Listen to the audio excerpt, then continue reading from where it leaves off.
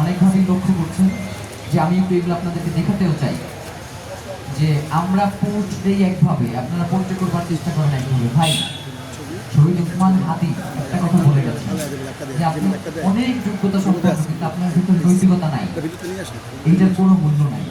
সাংবাদিক ভাইয়েরা যারা আছেন, এই শহীদ ওসমান হাদির বার্তা তো আপনাদের মাধ্যমেই আজকে পুরো বাংলাদেশের জনগণের কাছে পৌঁছেছে না? আপনারা পৌঁছে দিচ্ছেন না?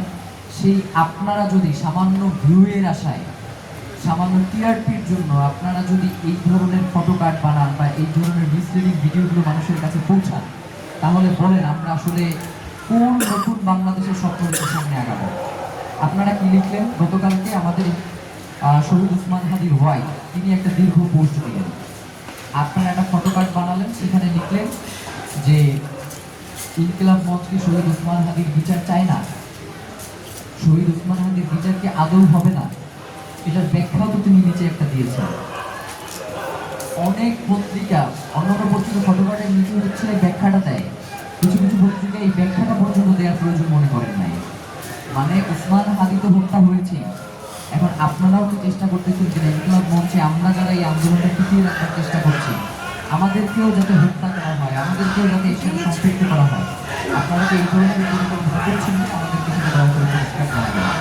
আর আরেকটা কথা আপনাদের মাধ্যমে জানাই, আমরা বিভিন্নভাবে খেয়াল করেছি যে ইনকিলাব মঞ্চের নাম নিয়ে বিভিন্ন ধরনের প্রোপাগান্ডা ছড়ানো হয়েছে।